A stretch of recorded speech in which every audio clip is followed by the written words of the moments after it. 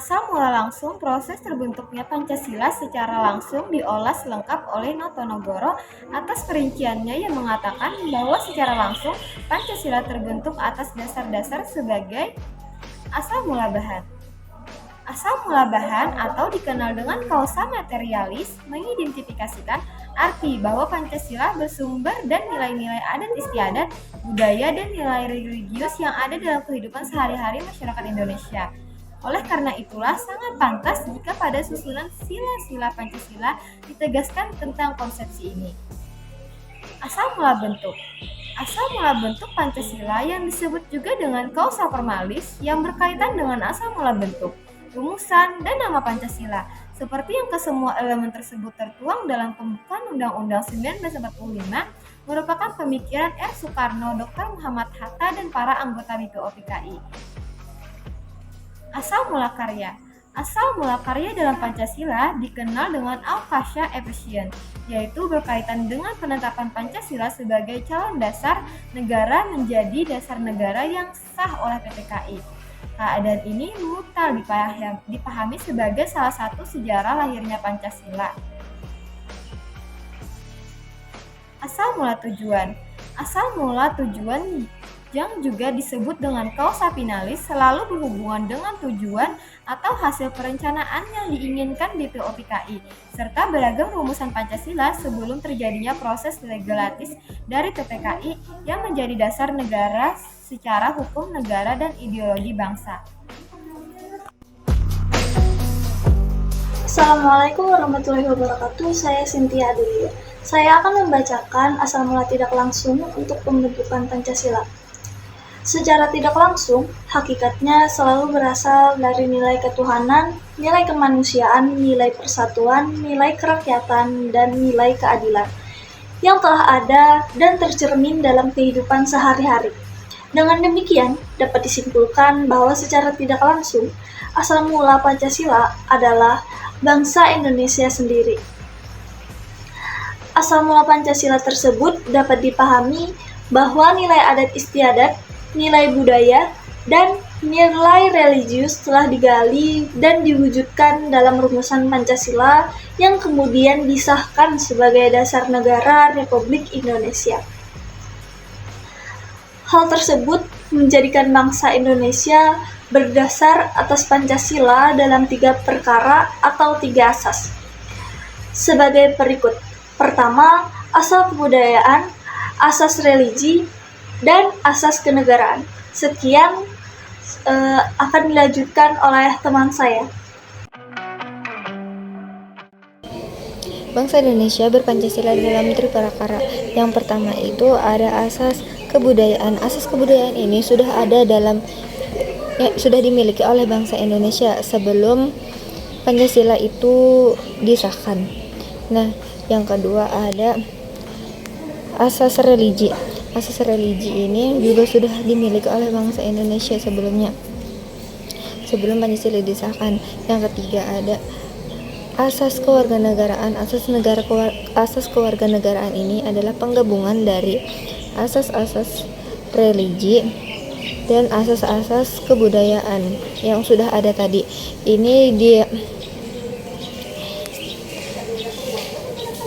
dirumuskan secara saksama oleh pendiri negara dalam sidang-sidang BPUPKI yang disebut dengan Panitia 9.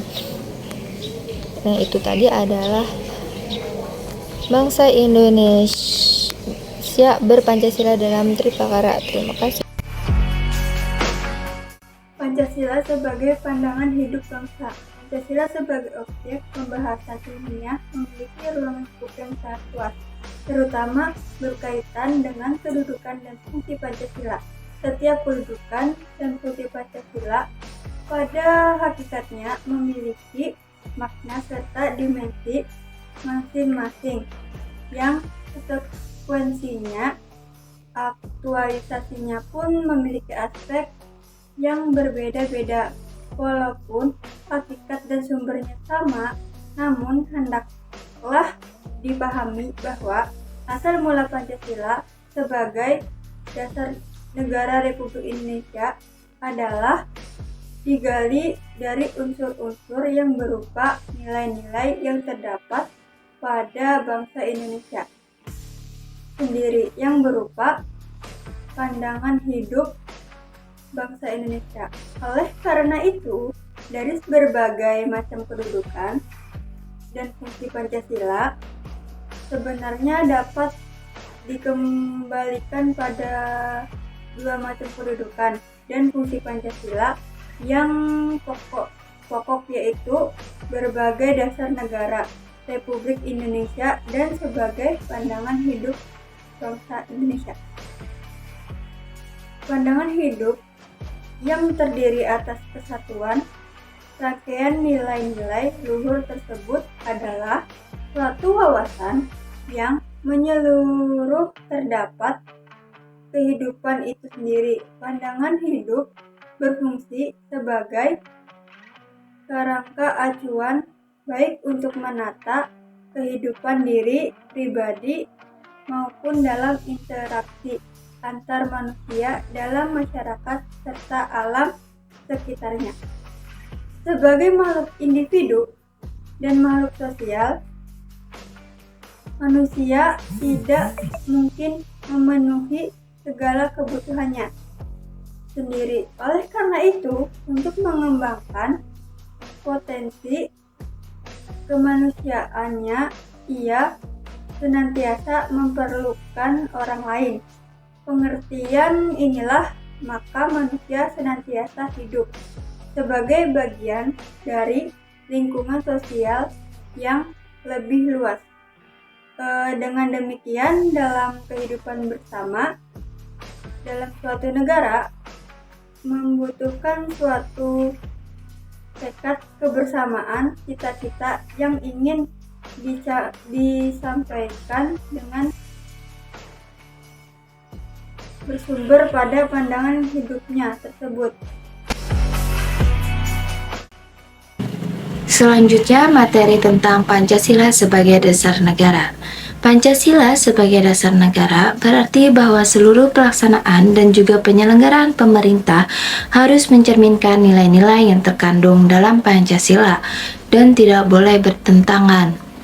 Pengertian Pancasila sebagai dasar negara diambil dari alinea keempat pembukaan Undang-Undang Dasar 1945 yang kemudian dituangkan dalam Memorandum DPR GR pada tanggal 9 Juni 1966.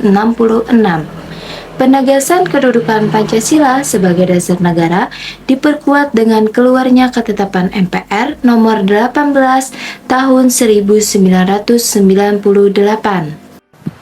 Pancasila sebagai dasar negara dan ideologi negara sangat diperlukan bagi masyarakat Indonesia untuk menjaga eksistensi bangsa Indonesia.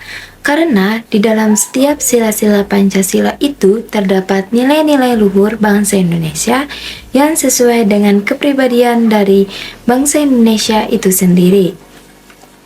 Secara etimologis, istilah dasar negara identik dengan norma dasar, cita hukum, cita negara, dan dasar filsafat negara. Sedangkan secara terminologis, dasar negara dapat diartikan sebagai landasan dan sumber-sumber dari segala sumber hukum dalam membentuk dan menyelenggarakan negara. Dengan demikian, dasar negara merupakan suatu norma dasar dalam penyelenggaraan bernegara yang menjadi sumber dari segala sumber hukum sekaligus cita-cita hukum yang tertulis maupun yang tidak tertulis dalam suatu negara. Maka dari itu, Pancasila sebagai dasar negara berfungsi sebagai sumber dari segala sumber hukum negara.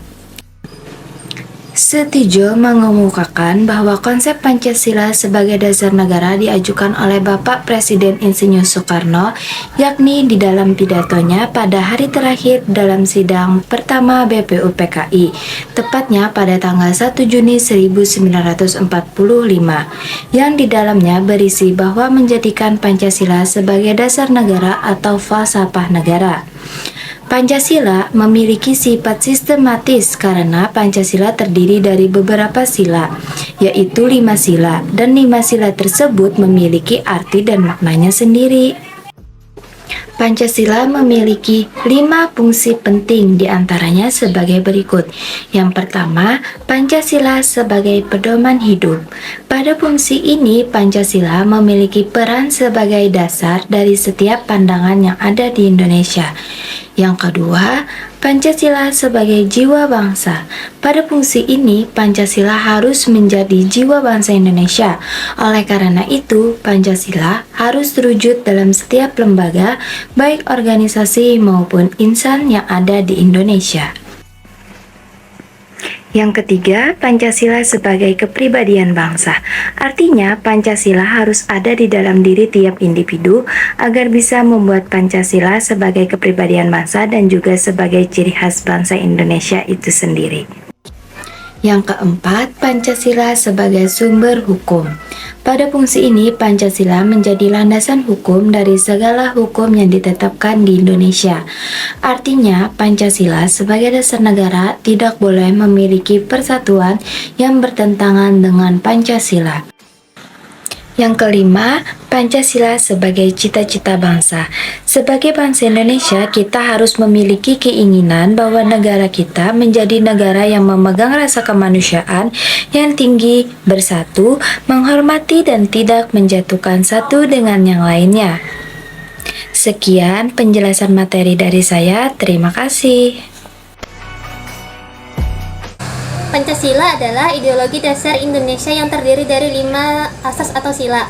Pancasila sebagai ideologi bangsa dan negara terdiri dari 1. Ketuhanan Yang Maha Esa. Pancasila menegaskan keberadaan Tuhan sebagai landasan moral dan spiritual. Meskipun negara Indonesia tidak memiliki agama resmi, prinsip ini mengakui keberagaman agama dalam masyarakat. 2. Kemanusiaan yang adil dan beradab. Pancasila mendorong perlakuan adil dan beradab terhadap seluruh warga negara Indonesia, serta menekankan pentingnya hak asasi manusia. 3. Persatuan Indonesia. Prinsip ini menggarisbawahi pentingnya persatuan dan kesatuan bangsa Indonesia terhadap keragaman budaya, suku, dan agama. 4. Kerakyatan yang dipimpin oleh hikmat kebijaksanaan dalam permusyawaratan perwakilan. Pancasila menekankan demokrasi sebagai sistem pemerintahan yang melibatkan partisipasi rakyat dalam pengambilan keputusan melalui perwakilan. 5. Keadilan sosial bagi seluruh rakyat Indonesia. Prinsip ini mengusung ide keadilan sosial, termasuk distribusi yang adil dari sumber daya ekonomi dan kesejahteraan sosial. Assalamualaikum warahmatullahi wabarakatuh. Perkenalkan, nama saya Miftah Husaada. Saya akan melanjutkan materi berikutnya, yaitu pengertian ideologi, ideologi terbuka, dan ideologi tertutup. Pengertian ideologi. Istilah ideologi berasal dari kata idea yang berarti gagasan, konsep, pengertian dasar, cita-cita, dan logis yang berarti ilmu. Kata idea berasal dari kata bahasa Yunani yaitu eidos yang artinya bentuk. Di samping itu ada kata idean yang artinya melihat. Maka secara harfiah ideologi berarti ilmu pengetahuan tentang ide-ide atau ajaran tentang pengertian-pengertian dasar. Dalam pengertian sehari-hari, idea disamakan artinya dengan cita-cita. Pengertian ideologi secara umum dapat dikatakan sebagai kumpulan gagasan-gagasan, ide-ide, keyakinan-keyakinan, kepercayaan sekelompok manusia tertentu dalam berbagai bidang kehidupan. Ideologi sebagai sesuatu sistem pemikiran, maka ideologi terbuka itu merupakan suatu sistem pemikiran terbuka. Sedangkan ideologi tertutup itu merupakan suatu sistem pemikiran tertutup. Suatu ideologi tertutup dapat dikenali dari beberapa ciri khas. Ideologi itu bukan cita-cita yang sudah hidup dalam masyarakat, melainkan merupakan cita-cita satu kelompok orang yang mendasari suatu program untuk mengubah dan memperbaharui masyarakat. Tanda pengenal lain mengenai ideologi tertutup adalah bahwa isinya bukan hanya berupa nilai-nilai dan cita-cita tertentu, melainkan intinya terdiri dari tuntutan-tuntutan konkret dan operasional yang keras yang diajukan dengan mutlak. Sesuatu yang berlaku bagi ideologi tertutup tidak berlaku bagi ideologi terbuka. Ciri khas ideologi terbuka adalah bahwa nilai-nilai dan cita-citanya tidak dipaksakan dari luar, melainkan digali dan diambil dari suatu kekayaan rohani, moral, dan budaya masyarakat itu sendiri. Dasarnya bukan keyakinan ideologi sekelompok orang, melainkan hasil musyawarah dan konsensus dari masyarakat tersebut.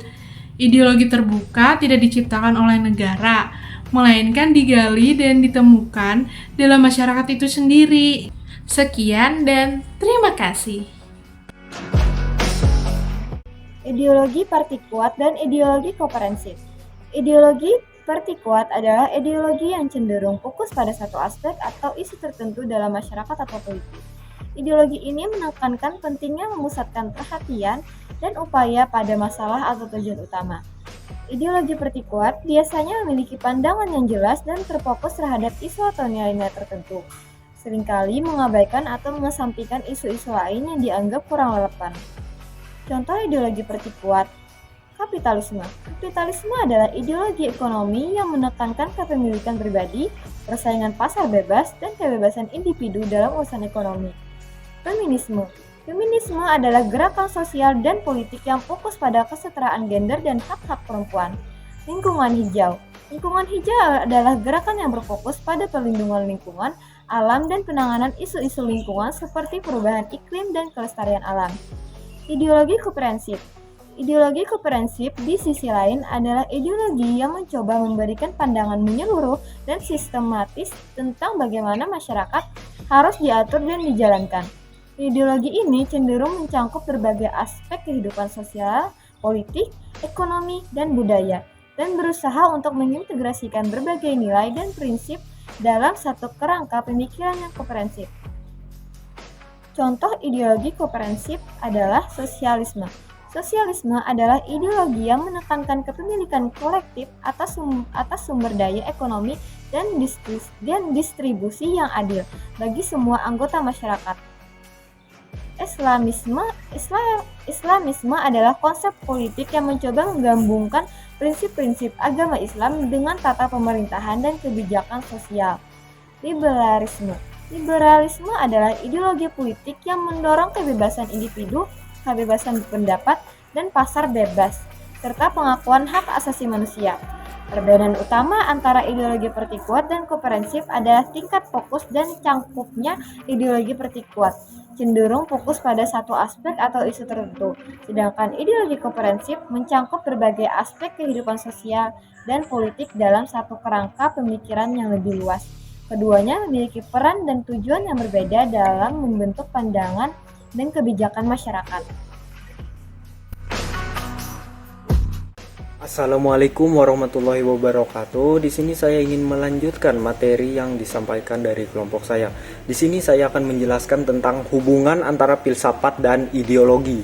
Filsafat dan ideologi memiliki hubungan erat karena keduanya berurusan dengan pemikiran dan pandangan dunia manusia.